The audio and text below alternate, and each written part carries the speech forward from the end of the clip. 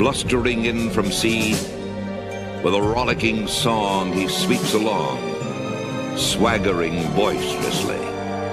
His face is weather-beaten. He wears a hooded sash, with a silver hat about his head, and a bristling black mustache. He growls as he storms the country, a villain big and bold. And the trees all shake and quiver and quake as he robs them of their gold. The autumn wind is a raider, pillaging just for fun. He'll knock you round and upside down and laugh when he's conquered and won.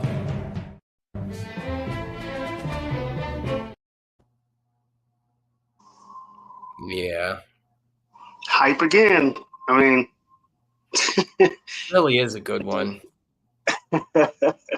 The dude that's narrating it is just, his voice is just... Oh, it's perfect. You talk about being typecasted for, like, you being born for a role. Woof. Yeah. Yep. Well, no one's here yet, which that's fine. I get it. Saturdays are always a little, you know, little sketchy there, but yeah, placeholder day, but a lot of times people do things, you know, they go somewhere. Yeah. It's a lot of things scheduled on Saturday to do stuff. Yeah. And with the whole college thing there too. So it's to be expected that sometimes we're not gonna have the initial viewership that folks will trickle in and, you know, watch afterwards. But I guess let's just jump into the news here, and then we have a lot to. Well, what do you want to do? Do you want to do the recap or the news first? Let's do the recap first. That makes more sense. Let's kind of do it sequentially. So here's a little recap.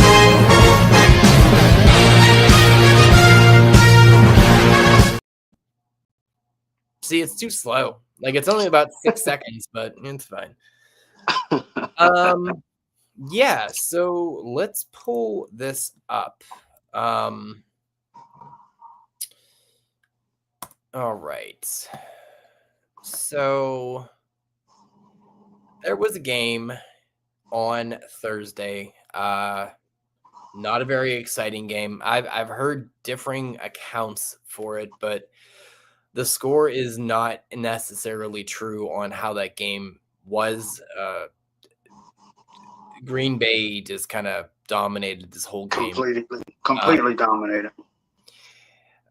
You know, and the game to me let me, you know, kind of refresh. I mean, maybe we didn't have that many injuries in week one, but yeah, that game lets you know how quickly your rosters can be affected from injury late in week. I mean, there's some pretty significant injuries.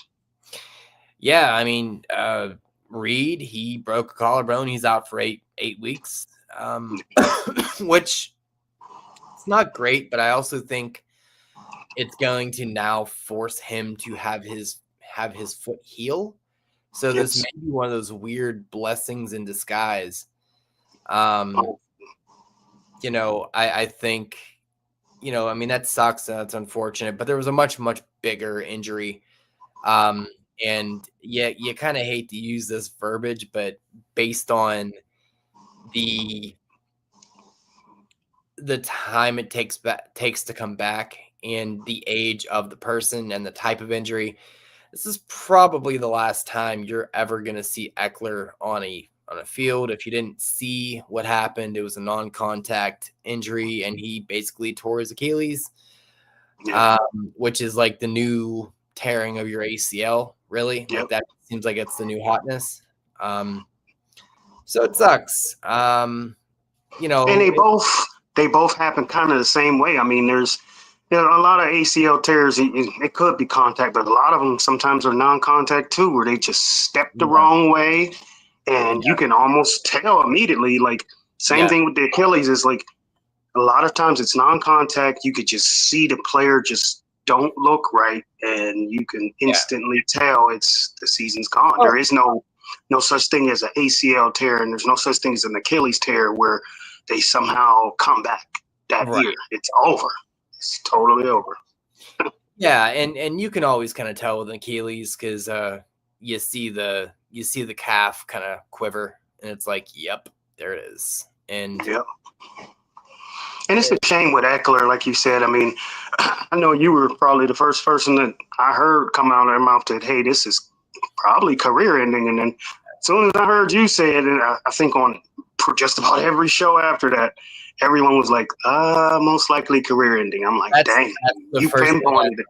When I saw it and I saw what happened and you thought about it for a few minutes, you're like, yeah, that's done. Like, that's the last time.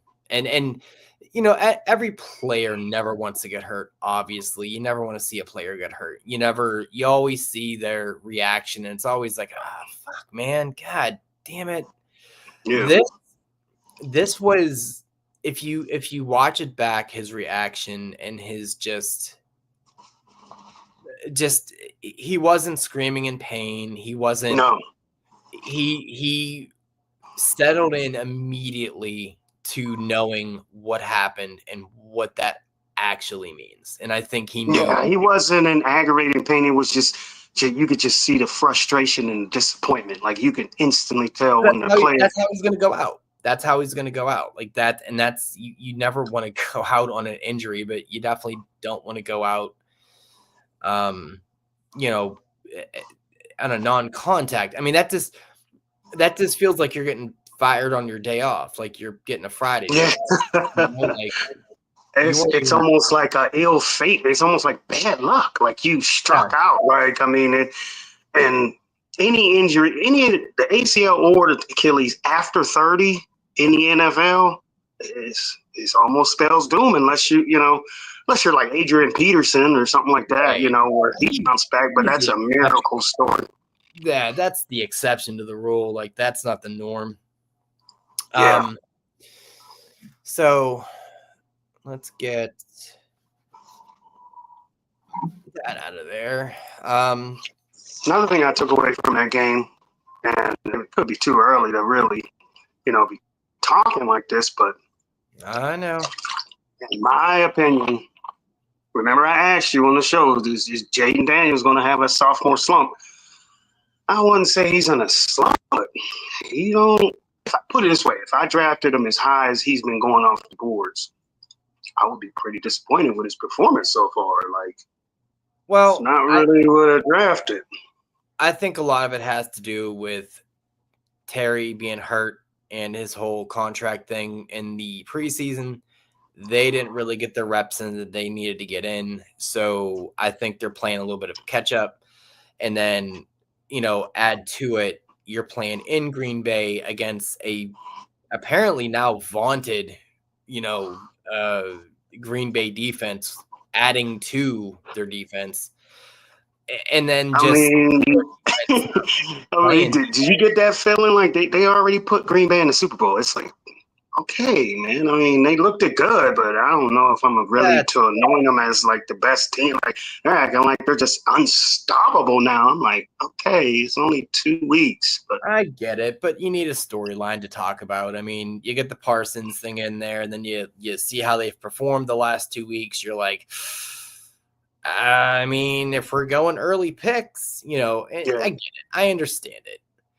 Unfortunately, their offense is not there. A lot of missed kind of connections. Now I get it, first 2 weeks, but you got to have your shop tight, and those plays that, okay, you missed them in a game that you didn't necessarily need them. Well, let's say you're playing Baltimore. You probably are needing to make those catches, like those. Every possession is critical. Yeah. Every misplay could be a detriment to the game. Yeah, as the year goes on and the competition gets stiffer, those plays that will get them next time, you're not going to get those opportunities. You don't get it next time. Yeah, your next time isn't really a next time because, now you're down by 7 more points. Like then you start pressing and you start getting out of your game plan. It's a domino effect. But yeah, I mean, at the end of the day here, nobody looked good. Nobody looked good on Washington's side. Jordan Love could have had a much bigger game. He did not, based on what we just said.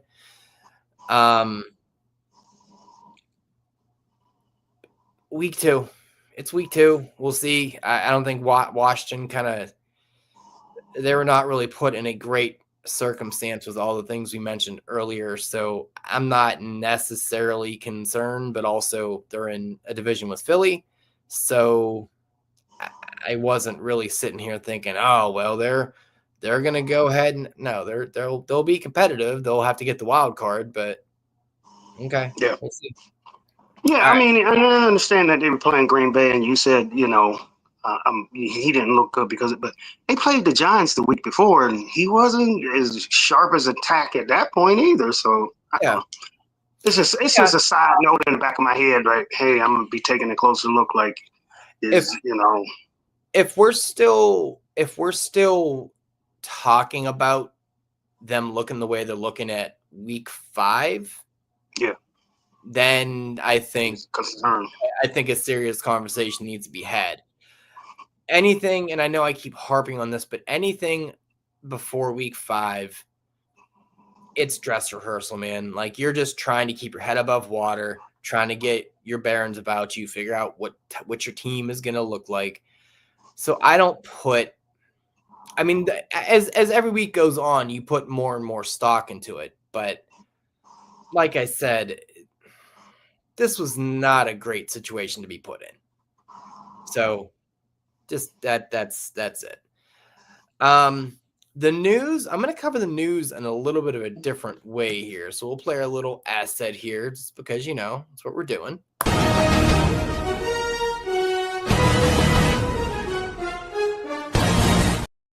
They're very excited about the news. Very excited.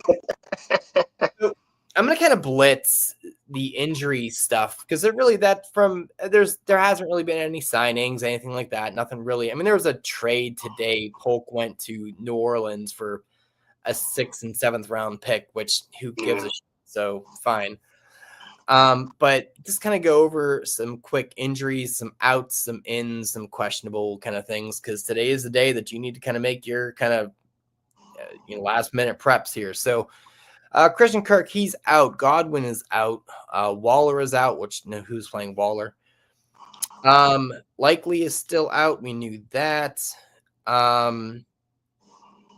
Let's see. That's really about it there.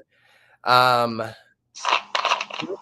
and this is where things get all interesting, because generally speaking, at this point, you pretty much know who is out, who's in. Yes. So Brock Bowers is questionable, but he did practice. He's looking like he's good to go, so I'm not worried about that. Juwan Jennings, questionable. Who knows with that? That's interesting.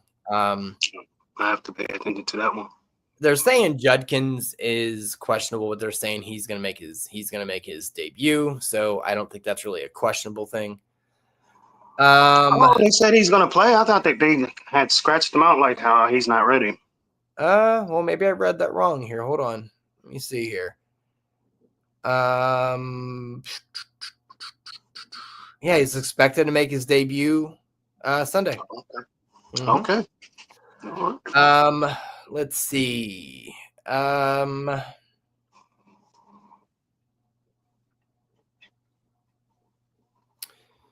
that's fine there.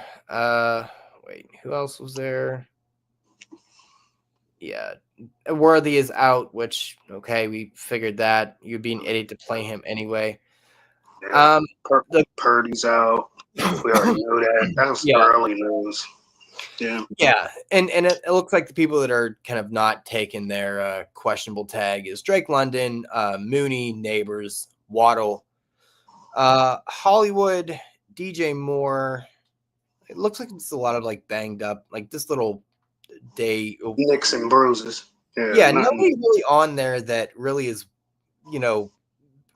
anyone really thought they weren't playing. I think the Waddle thing is the only one that was really kind of like, ooh, well, we'll see. But he's always hurt. Yes. Yeah. Nobody else on there really that's big name worthy to really kind of go over. It's kind of one of those middling kind of players that you probably weren't going to play anyway. But Yeah, so injury bug hit, but not anything crazy yet. So, No. you know, um, No yeah, game time decision no, type of situations. no. I think the biggest one was Bowers, and the fact that he ends up being fine is good for everybody there. So you don't really have to. And plus, because he is literally the last game of the week, and you're like, good God. And it's not like the tight end landscape is booming, so you're just very much in a situation where you're just hoping for the best, and looks like he's going to be fine. So that's good news there. Yeah. So let's see here. Let's get into these games here. I already put in my picks and all that fun stuff. So we're basically just going to add you to it. So the first game is Buffalo at the Jets. Buffalo are -6.5, and the over under is 47.5. I think that I don't know what that noise is. What is that background stuff? Like an echo? I think it's somebody Oh, outside that of is my echo. Okay. Yeah, so I don't see the Jets coming out to do to Buffalo what they did to the Steelers. I think that was more of an anomaly than anything. Like I said, the Jets are getting 6.5 points. They are the underdog, obviously, at home, which is never a good feeling for the home team. But I am taking divisional game, obviously, is there, that's there as well. But I'm taking Buffalo. I'm taking the under for 47.5, and I'm taking Buffalo to cover the spread. I feel like they will beat the Jets by a touchdown. Okay. I think Buffalo's going to win. I do not like the spread, so I'll take the Jets with that spread. Really? I don't think they're going to lose by 6.5. I think Buffalo's defense didn't show me enough. They could put up 41, but they gave up 40. So Buffalo's defense is not blowing the walls off, and I kind of think the opposite. I don't think the Jets versus the Steelers was a anomaly. I think that they're going to be pretty decent this year. So I definitely take Buffalo to win. Okay. I take the Jets to cover the spread as far as, they're not going to lose by that much. Okay. And what was the last thing? Oh, I like the over. The 47.5, I like the over. Interesting. Okay. So we're already starting much differently than we did last time. So, yeah. Yeah, I just think it's going to be hard for Buffalo to come out and put up all of these points after that emotional drainage that was that game. So I don't know. We'll see. And they got a short week as well. Like, I don't know. So this one's in the Meadowlands, right? Yeah. Yep. Okay. Yep. Mm-hmm. Yep. All right. So next up is the Russell Wilson-led Giants against the Cowboys. This line is interesting to me because, the Giants obviously are underdogs. They're getting 4.5 points. So, you're basically looking at, you're going to, that's a weird amount of points. So, in my head, Dallas is going to win this handedly, even though they do tend to play themselves tough. But Russell Wilson is just very, very bad at football. The over-under is 45.5 or 44.5. I'm actually taking the under on that. I'm taking Dallas to win outright, and I'm taking them to cover the spread of 4.5 as well. So, not a difficult pick for me here. Not a difficult one either to me. The Giants, yeah, like you said, until they, provide a spark and either throw Jackson Darnold in there or our good friend Jameis, good old fun Jameis. I was gonna say there hasn't been a shoot in a while here, so I think Jameis is gonna get the bat signal. So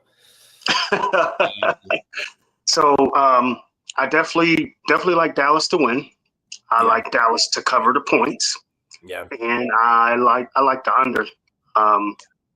So we're across the board on that one. Yeah, we're together because I think Dallas is going to be scoring. I don't see the Giants scoring. Yeah, there were some kind of bigger spreads this week. I think the spreads were crazy when you sent them to me, and I'm looking at them like, are they crazy? Like, the spreads. Wow. And it was unfortunate because I wasn't really having to make a ton of judgment calls, so it was kind of a little boring on that sense. But speaking of the crazy spreads here is the craziest spread of the week. Cleveland at Baltimore. Cleveland is a 11.5 point underdog. I don't think that's crazy. Yeah, that's so Flacco revenge game, obviously. Even when Cleveland had sorry ass Deshaun Watson and all those shitty quarterbacks, they always play Baltimore tough. Baltimore don't blow them out of the water. I've never seen it. So no, 11.5. I think they're playing up the idea that Baltimore's going to come out pissed, and I get it because they lost to the Bills. Yeah, still, it's a divisional game. Yeah. I wouldn't take a 10-point spread in any divisional game. I'm sorry. Yeah, I wouldn't take it in a non-divisional game. Like, that's a lot. That is a lot to ask. That's a college spread. Like, that's a Alabama versus Youngstown State. Right. Yeah, that's not gonna go the way that they think. So I'm taking Baltimore. The over-under is 45.5, and with that spread is even goofier. So I'm taking Baltimore. I'm taking the over for the 45.5, and I'm taking Cleveland to cover. Exactly the same for me. Yeah. Okay. I like Baltimore to win. Nobody's beating anybody by no 11.5. Right. So Cleveland's going to cover. And the points are not ridiculous. So no, I mean, and if they didn't have Flacco, I'd probably take the under. But Flacco will chuck a chip. Flacco's going to throw it 45 to 40 to 50 times here this game. His arm's going to literally fall off. Yeah. So next here, what do we got? We have the Rams against Tennessee. Rams are getting 5.5 point, or I'm sorry, Rams are a favorite for 5.5. So Tennessee is the dog here for 5.5. So damn near a touchdown. Over under is a 41.5. Affair. And what I've noticed about this week, the over under, like the spreads are larger and the over unders are smaller. It's just it's kind of hard to gauge a little bit with that, but I just noticed that felt a little goofy when when I was doing these. I am taking the Rams. I am going to take the over, which a little hot takey with how Cam Ward looked, but I think this is going to be more indicative of the Rams putting up about 28, 30 points. They're going to kind of go in there and, put it on them. And I would imagine that they will score a touchdown. Tennessee will, and at least get a field goal and, maybe 2 field goals. Who knows? Some garbage time stuff. So I just feel like 41.5 is a very low number for having the Rams involved. So taking the Rams, taking the over, and I'm taking them to cover the 5.5 spread. 5.5. Yeah. It's a weird number, man. There's a lot of those weird ones on here that are like not enough, but like, yeah. Yeah. I definitely like the Rams. Definitely like the over. 5.5. So that's 2 field goals. Yeah, definitely think it's doable. Now, if Tennessee was probably a little bit more experienced, right, I would probably not. But 6 is not. Yeah, 6 is not that difficult to cover. No. So yeah, I'm gonna take the points as well, the Rams and the points as well. So wow, we started out with a disagreement. Now we're just all on the same page now. Yeah, literally all of them since the first one have been the exact same. So I'm just going to basically wash those points out because they don't even matter. Next game, the local game, Seattle against the Steelers. The Steelers are a 3-point favorite. So a nice even kind of spread there. Over under is a pitiful 40.5. Yeah, not great. I don't know how indicative that is to the Steelers or the Darnold-led, Jacksonville or not or Seattle Seahawks. I don't know. I mean, they're basically Jacksonville, to be honest. I'm taking Pitt. I'm taking the over, and I feel like they will cover a 3-point spread because I'm really kind of counting on the DK Metcalf revenge game. I think Revenge me then. I think it's going to So come when out.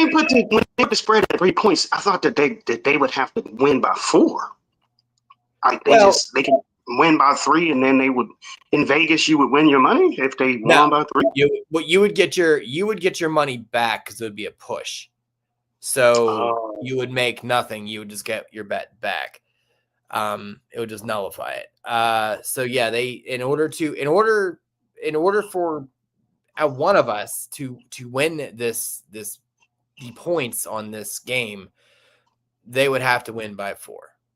So if they win by 3, it's actually considered a loss on this side. Not in Vegas, but on this side, it's considered a loss because they didn't win. They didn't lose, but they didn't win.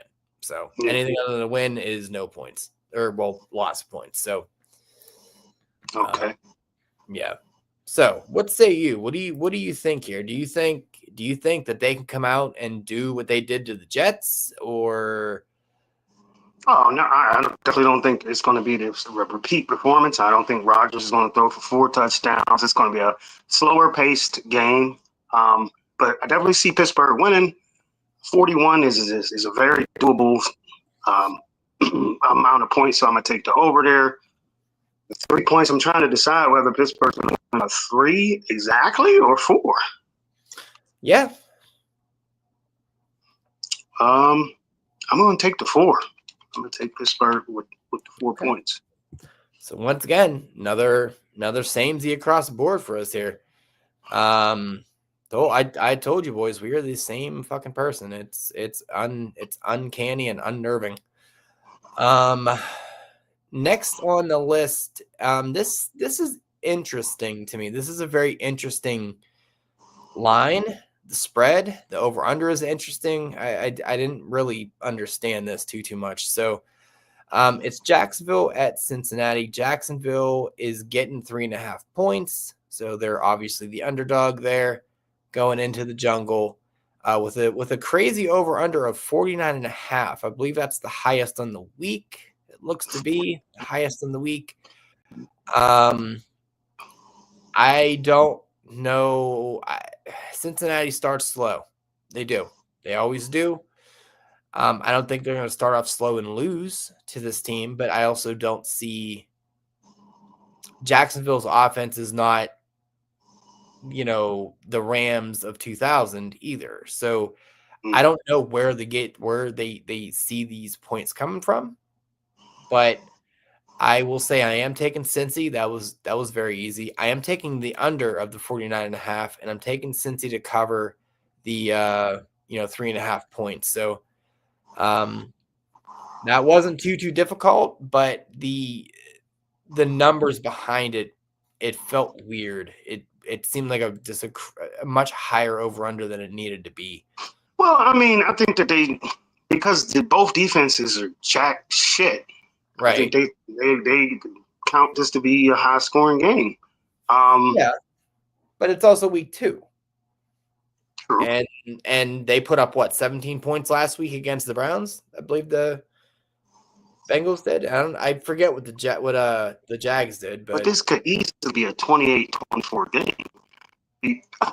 My thing is, I like Cincinnati. Yeah. And I like the over. I'll take the over. All right, let's get some different things here. Make some points happen. All right. As far as you said, 4.5 is the spread, No, or 3.5? 3.5. Yeah. 3.5. I almost don't even want to take the 3.5, but I see it being like a 24-28 game. And that's 4. So I guess I would take Cincy to cover. Okay. All right. Fair enough. So small little differ there. So okay. So far, at least for you, 1, 2, 3, 4, 5, 5 of the 6 games you've taken the over. So it's interesting. Next we have Chicago getting 6.5 points going into Detroit, a probably very angry and embarrassed Detroit. And the over under is 46.5. Even though they're angry, I still think they're going to try to get their footing and try to get their run game going. And I think they're going to shut down Chicago because Caleb Williams is ass cheeks. Yes, he is. I don't care what he looked like. They try to hype. You ever somebody that just tries to hype somebody up so bad, no matter how bad they are? I mean, like, there's certain actors, like, I don't know if you even know who Jared Leto is, but it seems like any movie he's in, they're trying to like force him into a star role, and he's just not that good. And that's what they're doing with Caleb. He's like, he's not that good. He has the handsome look.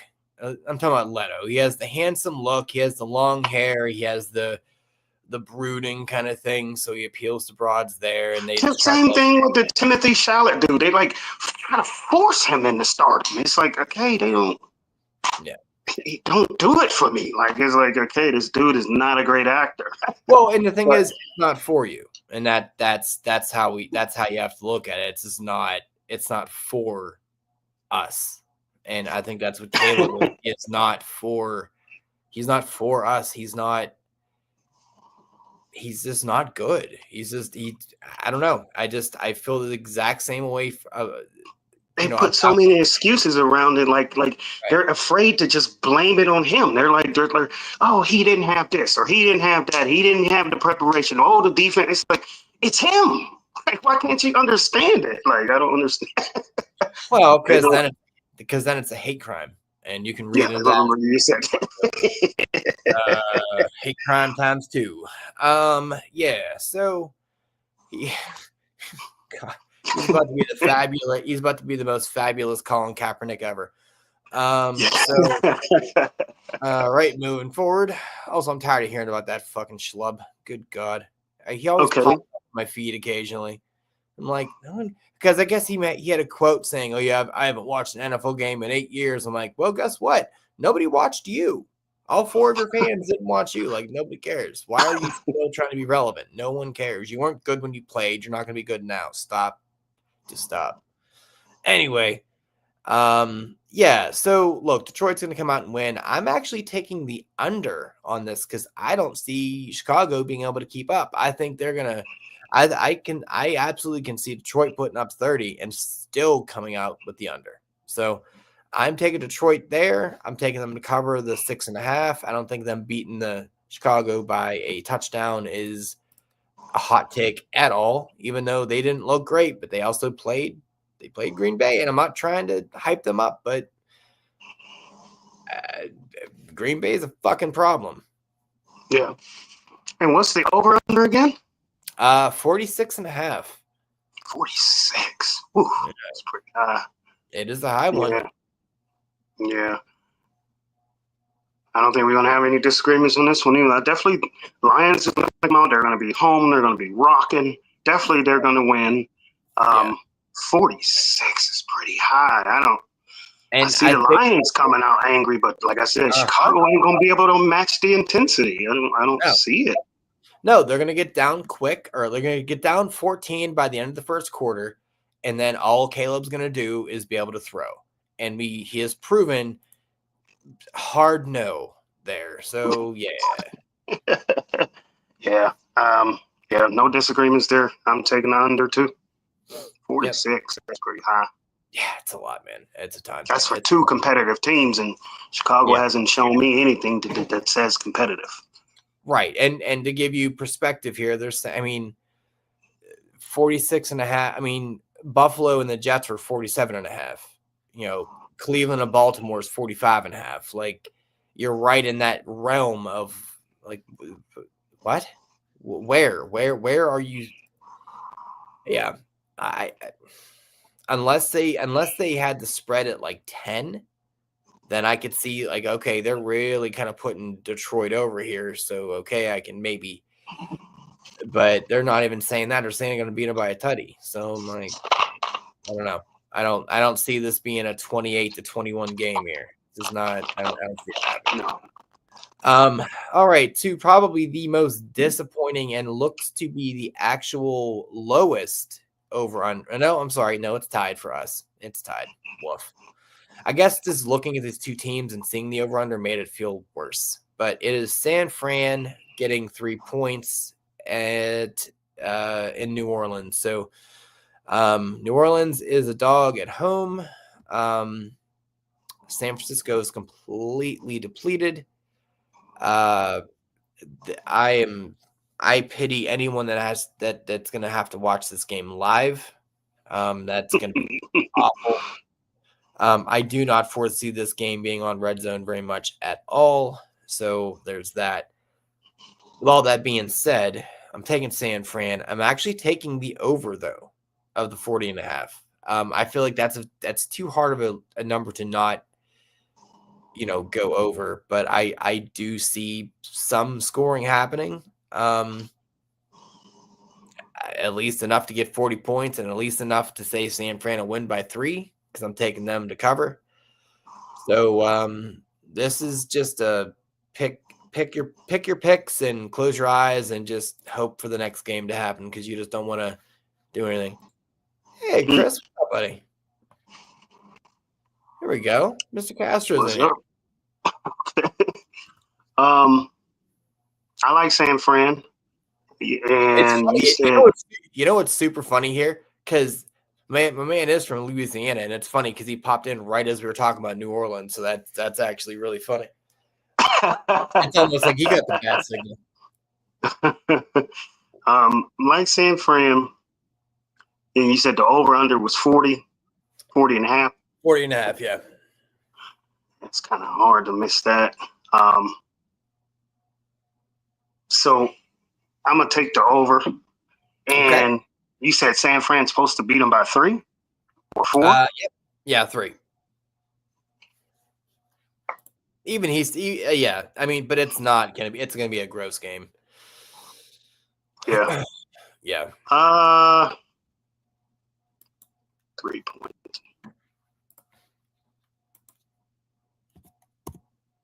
Let's see. You are taking the over, right? Yeah. Mm-hmm. Okay. Mm-hmm. All right.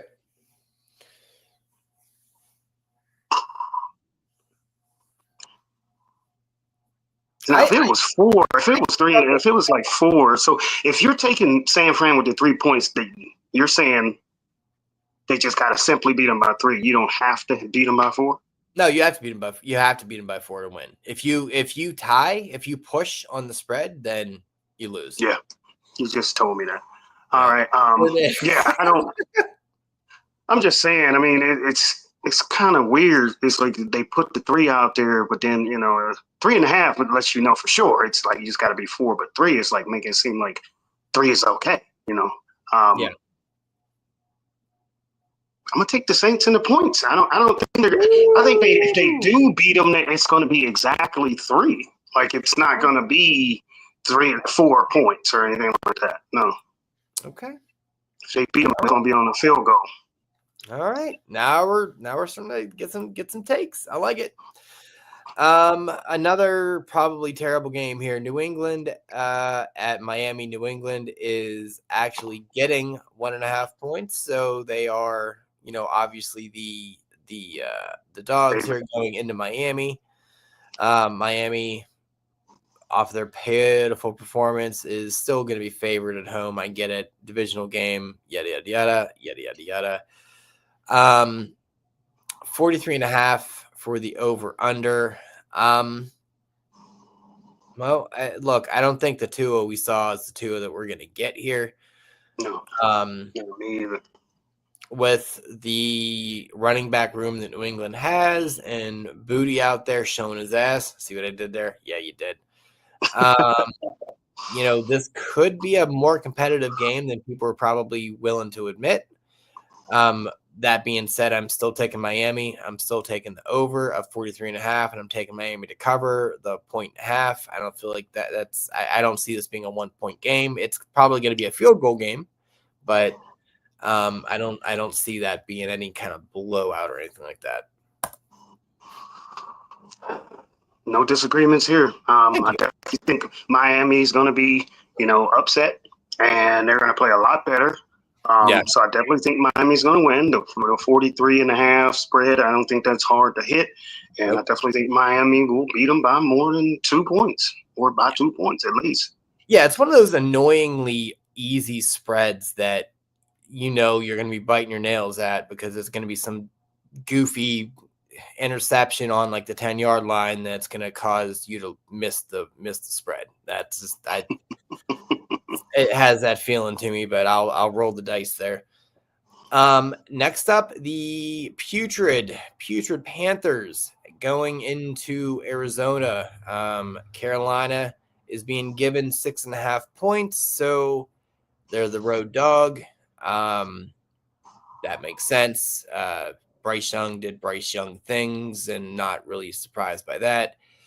Kyler was sick last week. Apparently that affected his play, but they still came out on top, so not really concerned with that. It looks like he and Marv are really, really kind of getting on the same page. The routes are different. Trey Benson had some good runs last week. Connor did Connor things. God, what's the tight end's name? I can't think of the tight end. McBride. Trey does Trey things. So Carolina is gonna have some trouble here. Now I am taking Arizona to win. Obviously, the over under is 44.5. I feel like with Arizona's offense, that should not be very difficult. But I am interested to see Carolina in their second game to see if they can make any adjustments. With that being said, I'm actually taking Carolina in the points. So I feel like they will cover that spread. They're not going to lose by a touchdown. They'll lose, but I don't think they're going to lose by a touchdown. So I think they'll cover. Man, I thought you were taking that spread. I was like, oh, we're going to have a disagreement there, but nope. I definitely like Carolina to win. I definitely like Arizona to win. Okay. Yeah, the over-under, I don't think that's hard to hit. And I thought you were going to take that 6.5. I was like, oh, he's going to eat up that 6.5 because I definitely wasn't taking that 6.5. Yeah, God damn it. Why are we so fucking like? I definitely wasn't taking 6.5 because they play. I mean, I understand it's Carolina, but unless Arizona show me a little bit more that they got their game tight, like Arizona is always in a dogfight. I never really see Arizona blow too many people. Yeah, they don't. They have the Bill Cowher prevent that they like to check out there. So I think there's gonna be some garbage time things happening here, but I thought you was gonna eat up that 6.5. That's frustrating. That is so very frustrating. Okay. So next on the docket here, we got Denver getting 2.5 points, given 2.5 points to Indy. So Indy is the home dog in the situation, so that's interesting, but it's also a Daniel Jones led team, so I don't blame them. 43.5. Denver didn't look great. Indy played against Miami, and Miami shit all over themselves. So I don't really believe in Indy, and I don't believe that Denver is going to. I don't think they're being. I guess in my head, I feel like Denver is going to be a good team this year, and I'm surprised they're only getting 2.5. So I feel like that's a mildly disrespectful thing. I am taking 43.5 seems like a really difficult number to not go over. It's also Daniel Jones, so I'm taking the under on that, and I'm taking Denver to cover. Because I don't see a universe where Denver's not going to win by at least a field goal here. But so Denver taking the under and taking Denver to cover, and I'm assuming based on your response, you have the exact same thing. I thought you could.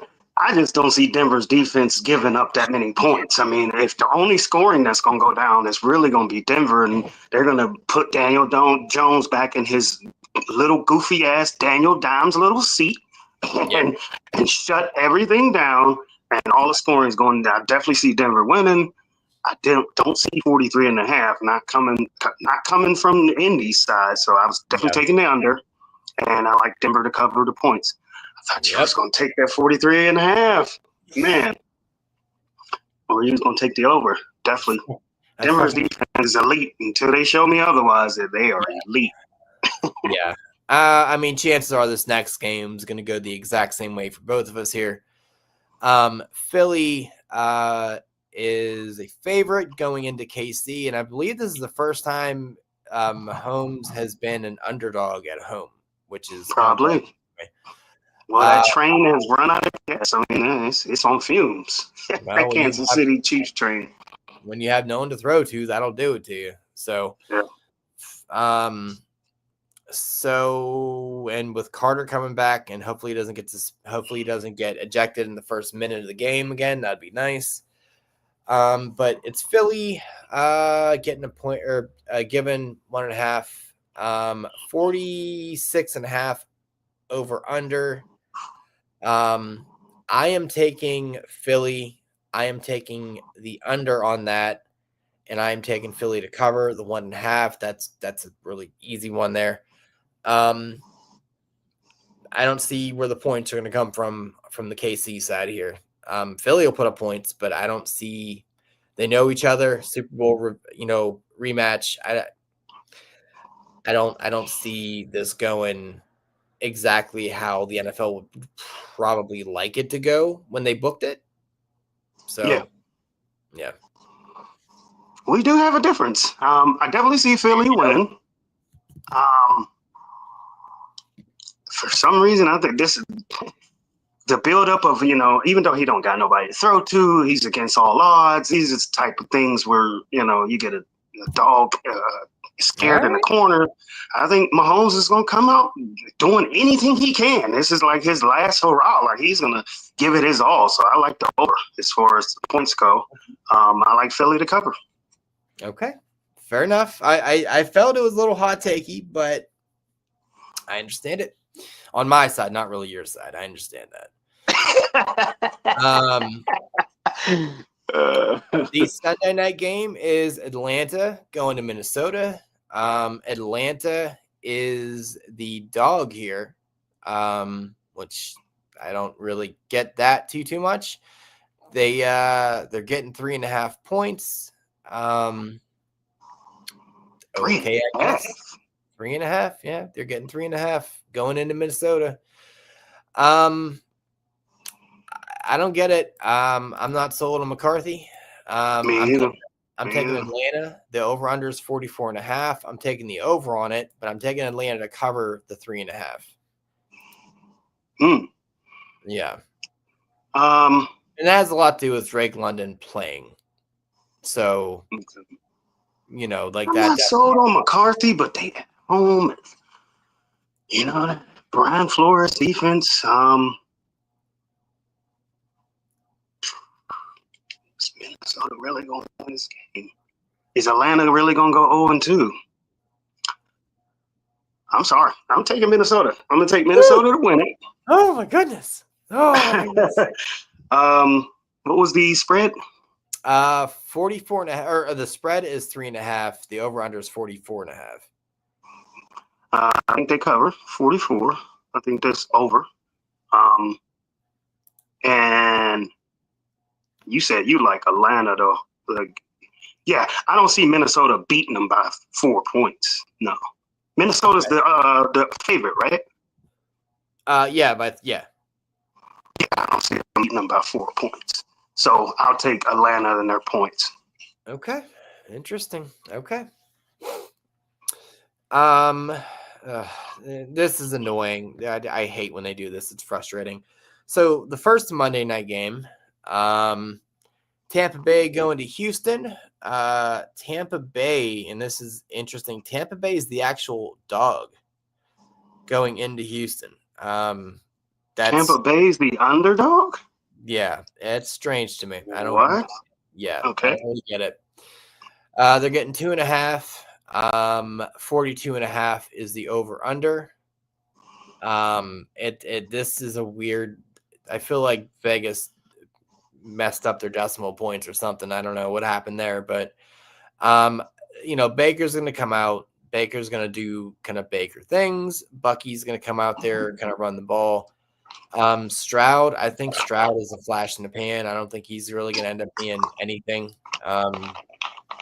There's something about him just doesn't feel good. It doesn't feel like he's built for the league. There's just, I don't know, he doesn't have that it factor. So I can't really believe in anything he does till he really kind of puts up 6, 7, 8. And they have a nursing home running back in Chubb. So it's what? Yeah.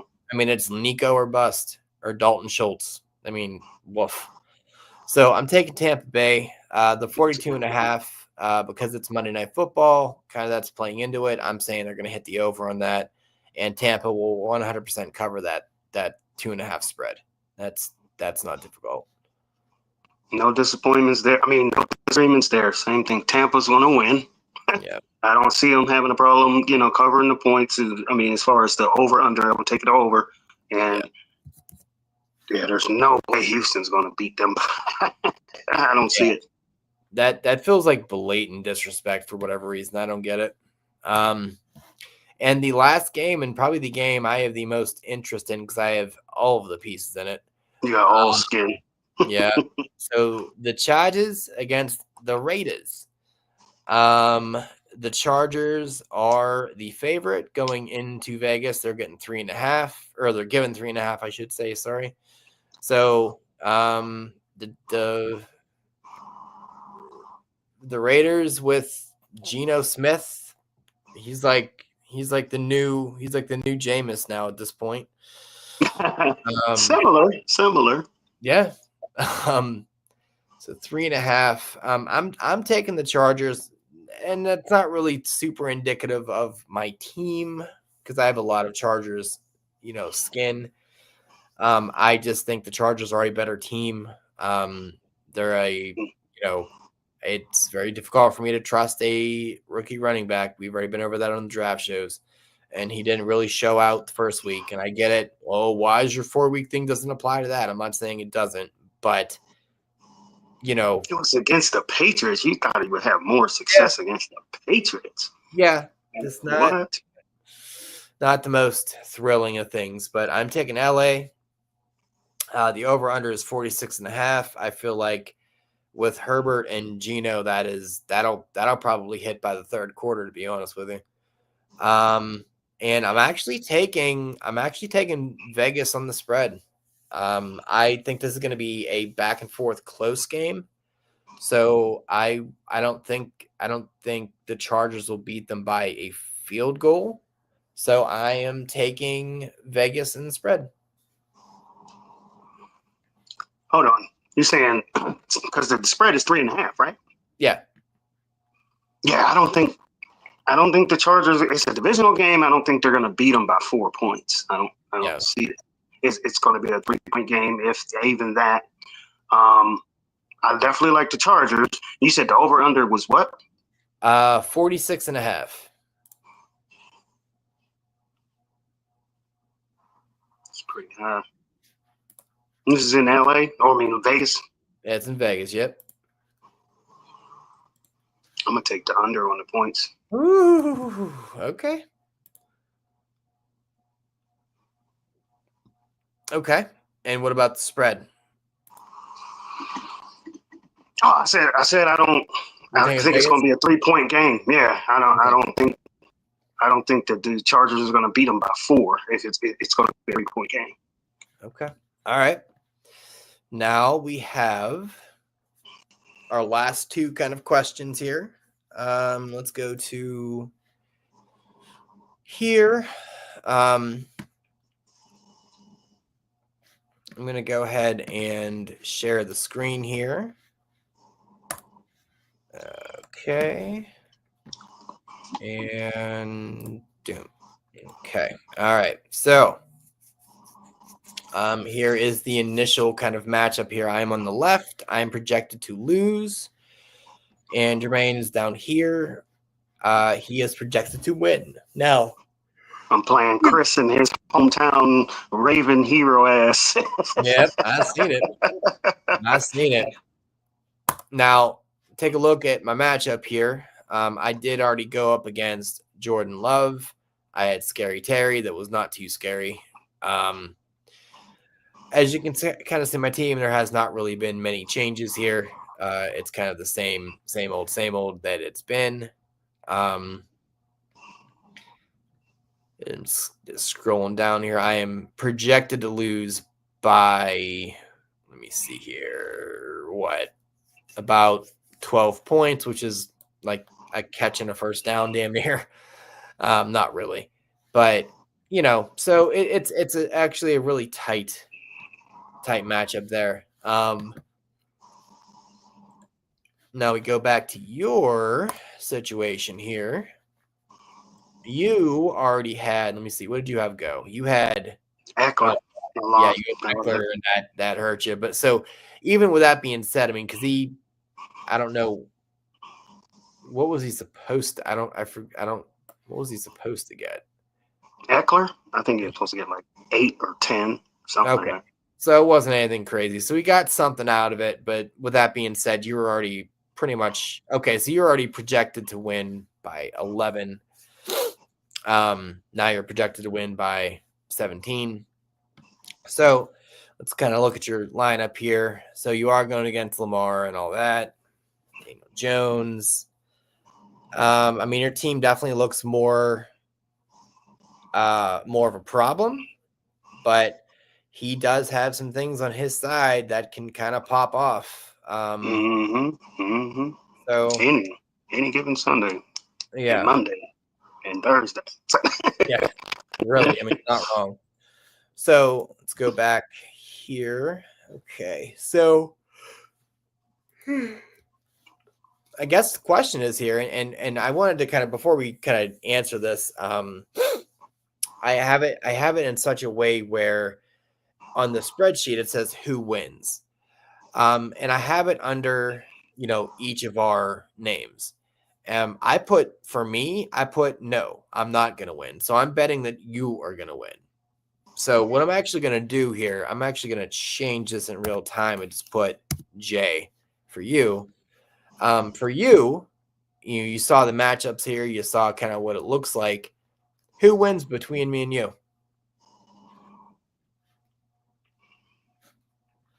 So we're not playing each other. I know. No, yeah, we're not playing each other. I'm saying in general, like looking at the games, looking at our matchups here. Which one of us wins? I mean, here's the cool thing about this. This could be an absolute free point, or you could lose a point. Like that's kind of the fun thing. Do you feel comfortable enough betting on yourself? Or are you not confident in your team to win? I have to be confident because I'm already 0-1 against the machine. So I definitely think I'm going to win. I think you're going to win as well. Well, which one are you more confident in then? Because I'm gonna hitch the race up to myself. So I'm gonna say myself. Okay. All right. Last feature, and then we're gonna get out of here. Let's look at our bench and see if anybody on our bench is going to outplay somebody. Somebody that's starting here. So kind of go slow here so everyone can kind of see it, maybe screenshot it. So that's the better look at your bench. So that is the starters here. Let I'm not going to run down the names. It seems silly. Yeah. Just tell me to bench real quick. All right. So that's a starter. So now going down to the bench, we have Gesicki, we have Penix, we have Ray Davis, Jaden Blue, which was a healthy scratch last week, Isaac Tesla, and Troy Franklin. Well, I was pissed when you grabbed Troy Franklin because it definitely was right up my alley. I was like, this motherfucker already. Yep. Will they outscore anybody in like Penix and who do you have starters? You got Kyler and Herbert, right? Yeah. I think Penix is going to outscore Kyler. Okay. All right. So I will put, let's see, let me go to the bench and you're saying yes. So the cool thing about this is it applies to whoever. So if you want to, we'll go to your team here too. Because I put no.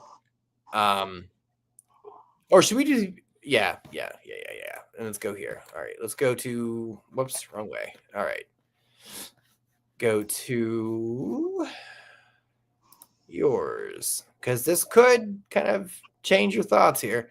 So here's your lineup. I mean, you know your lineup. Let's show the folks here. That's kind of what you're starting. Hang out there for a few seconds and start to scroll down.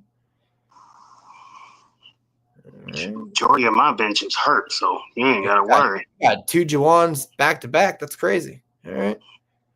What? Juwan Johnson and Juwan who? Juwan Jennings. Oh, shit. I didn't even think about they're that. literally back to back, tight end and a flex. So on your bench here, you got Kirk, you got Likely, you got Thielen, Brian Robinson, Flacco, Godwin, and Kittle. God, yeah, it's all busted. It's really all you really have to worry about. Everybody's hurt. Flacco. Is Thielen, not really, Robinson and Flacco. So starting QBs is Dak and Stafford. So do you think Flacco's going to outscore Zach or Stafford? Dak. I could see it. But I think what we need to do here actually, real quick, we should make this here. Let's do this way. No. Okay. No for R. And I'm saying yes for you. So this is, from now on, this is going to be a 2.1 because I thought about this. I'm like, this is too confusing on how that's going to work. So you're saying yes for me. So there will be someone that will outscore me on my bench. What about you? No, I don't see anybody on my bench outscoring starters. Okay. Like I said, everybody's hurt. Okay. Flacco's probably the only one that. So it's funny. We kind of flipped them here. So I'm saying no for me, and you're saying yes for me, and I'm saying yes for you, and you're saying no for you. That's fun. All right. Neat. Oh, so you are saying yes for me? You are saying Flacco's? Yeah, I could see Flacco doing it. I could see him outscoring Stafford. Okay. Mm-hmm. So let's go here. Stop sharing that. Let's see. Hey, late to the party there, Cheeks. We're about to get out of here, but yeah. So yeah, but if we look at this here, because it's just kind of funny to me. All right, so 1, so 1, 2, 3, 4,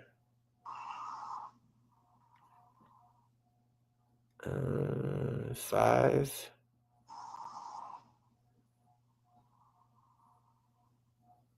6, 7, 8.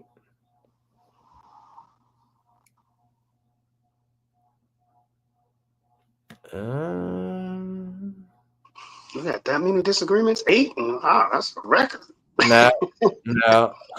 You would. No, we have 9 of the 15 games? Okay. 9 of the 15 games we agree fully on, like 100%. Okay. So basically, 9 of them. So you were counting the ones that were the same. That's what I was going to say. I don't think we got that many disagreements. No. Yeah, we So basically, 9 of those games are going to be completely washed out for our points. So that'll be interesting. So I'm not saying Stoney and Rams have to kind of go against the fold here, but they have a chance to kind of win my monies a little bit easier than last week. Because we did have a good number of disagreements last week. We kind of this week we kind of locked in a little bit. So, but yeah. So tomorrow should be an exciting-ish games of football, all red zone and all that fun stuff. Some revenge games. There should be some more questions answered. Yes. And there's going to be more injuries. You hate it, but right, this is so it's inevitable. Joining on the baseball show, I will the week after next week. Well, Kyle, I think here, hold on, because I believe you're a Minnesota fella. I believe, let me see. Yeah, next week we do the all-time rosters of the Marlins and the Brewers. So that should be right up your alley. So you should definitely try to pop in for that. But yeah, I'm assuming you're not really a big football person. Wisconsin, okay. All right, fair enough. But you live in Wisconsin? Yeah. You don't like the Packers? Wow. Your team is everybody putting them in the Super Bowl already. Yeah.